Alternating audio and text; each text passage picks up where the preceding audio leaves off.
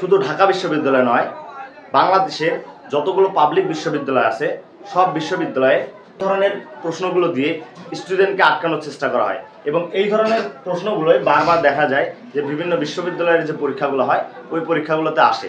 So কী টাইপের প্রশ্নগুলো আসে চলো একটু দেখি। যে তোমাদেরকে বলবে যে বাংলা বর্ণমালা কয়টি। তো অনেক স্টুডেন্ট ছোটবেলা থেকেই একটা মাথায় একটা আইডিয়া নিয়ে থাকে যে বাংলা বর্ণমালা 50টি। এটা আসলে অনেক স্টুডেন্ট যারা আসলে পড়ে নাই তারা বলবে যে বাংলা বর্ণমালা হচ্ছে কয়টি, 50টি। ইনফ্যাক্ট আমিও যখন ছোট ছিলাম তখন আমিও কিন্তু পড়তাম যে বাংলা বর্ণমালা কয়টি, 50টি। সো সবাই কি দেখাবে, 50টি দেখাবে। এবং এখন যারা যারা ক্লাসটা দেখতেছে তারা মনে মনে ভাবতেছে যে বাংলা বর্ণমালা তো 50টিই হয়। না ভাই, বাংলা বর্ণমালা 50টি না, বাংলা বর্ণমালা হচ্ছে একটি। বাট তোমাকে বাংলা বর্ণমালায় মোট বর্ণের সংখ্যা হচ্ছে 50টি। এখন কথা হলো তাহলে বোঝান। ওকে, তাহলে একটা বোঝাচ্ছি। দেখো, আমি যে কোনো একটা মালা যদি অঙ্কন করি, ফুলের একটা মালা, গোলাপ ফুলের মালা যদি আমি একটা অঙ্কন করলাম, এটা গোলাপ ফুলের মালা।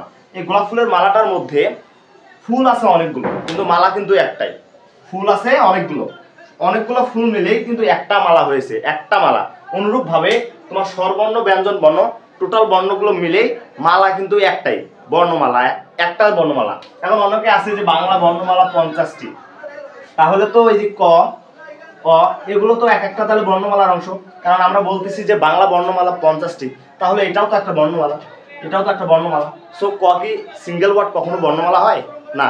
আনফরচুনেটলি সিঙ্গেল ওয়ার্ডগুলো কখনোই কি হয় না, বর্ণমালা হয় না।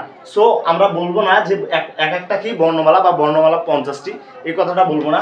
আমরা বলবো বাংলা বর্ণমালা একটি, বাংলা বর্ণমালা একটি। বাট বাংলা বর্ণমালায় যদি প্রশ্নটা এরকম দেয় যে বাংলা বর্ণমালায় মোট বর্ণ কয়টি, মোট বর্ণ কয়টি, তাহলে বলবো 50টি। আশা করি বোঝাতে পেরেছি। এবং এর পরবর্তী যে প্রশ্নটা আছে এটা বলে যে বাংলা বর্ণমালায় যৌগিক স্বরধ্বনি কয়টি।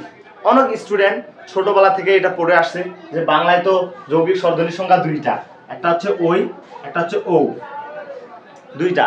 তার মানে বাংলা বর্ণমালায় 100% যৌগিক স্বরধ্বনির সংখ্যা কয়টা, দুইটা।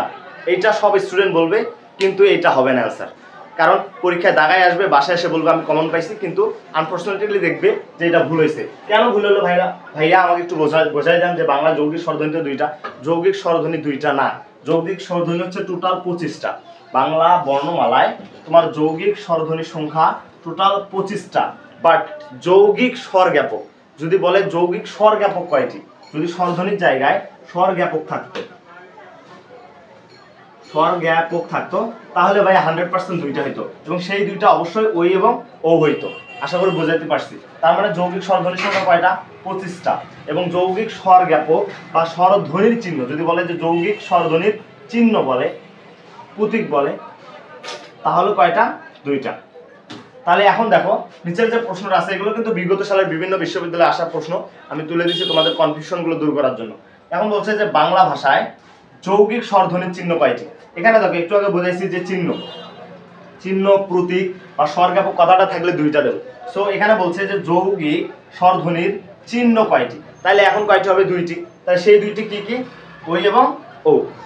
সো এই টাইপের প্রশ্নগুলো তোমাকে একদম বেসিক থেকে প্রশ্ন করবে বিশ্ববিদ্যালয়ের পরীক্ষায়। সো তোমরা কি করবা, যদি এগুলো বেসিক না জানতে পারো, এগুলো তোমাদের কনফিউশন থেকে যায়, তোমরা পরীক্ষার হলে গিয়ে ভুল করে আসবা। সো এই ধরনের ভিডিও পাওয়ার জন্য অবশ্যই পেজটা ফলো করবা।